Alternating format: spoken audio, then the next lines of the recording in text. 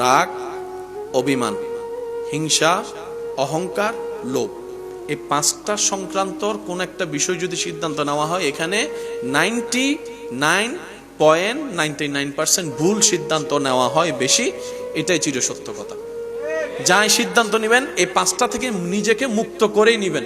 দরকার হলে 5টা মিনিট সময় দেবেন, নিজেকে একটু সময় দিয়ে রাগ, হিংসা, লোভ, অহংকার থেকে, অভিমান থেকে একটু বের হয়ে আসবেন।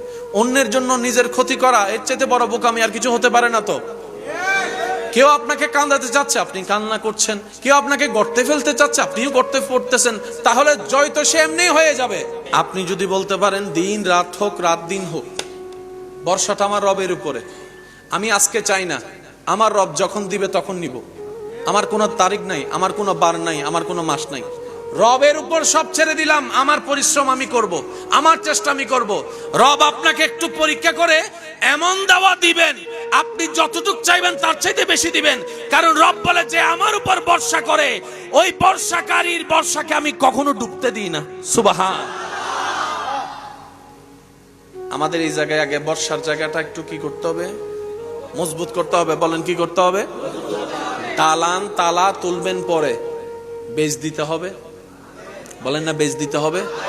এবার বলেন, যার বিশ্বাসের মাত্রা যত শক্ত তার পাওয়াও তত শক্ত। তো বিশ্বাসের নাম হচ্ছে ঈমান। বিশ্বাসের নাম কি? আর এই ঈমান নড়াচড়া করতে চাই কে? জোরে বলেন, জোরে বলেন।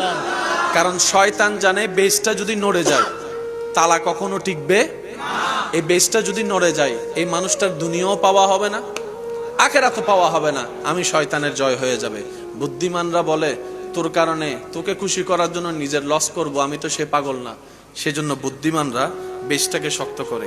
ওই বেসটাকে শক্ত করার জন্য যে জিনিসটা দরকার সেটার নাম হচ্ছে দয়াল নবীজির মোহাব্বত, দয়াল নবীজির আদব। সুবহানাল্লাহ। আলা লা ঈমান লিমান লা মুহাব্বাতা লাহু, লা ইউমিনু আহাদুকুম হাত্তা কুনা হাব্বা ইলাইহি মিন ওয়ালিদি ওয়া ওয়ালাদি ওয়ান নাস আজমাইন।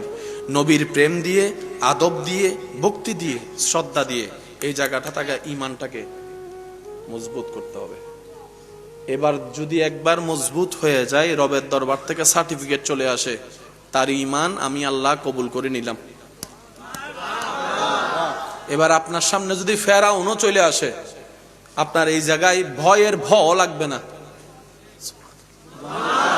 আপনার সামনে যদি নমরুদও চলে আসে, আপনার এখানে টেনশনের ট লাগবে না। গেল কোথায়? সামান্য টিকটিকি দেখলে এক লাফ দেয় মানুষ, সামান্য তেলাফোকা দেখলে মানুষ আর রুমে থাকে না।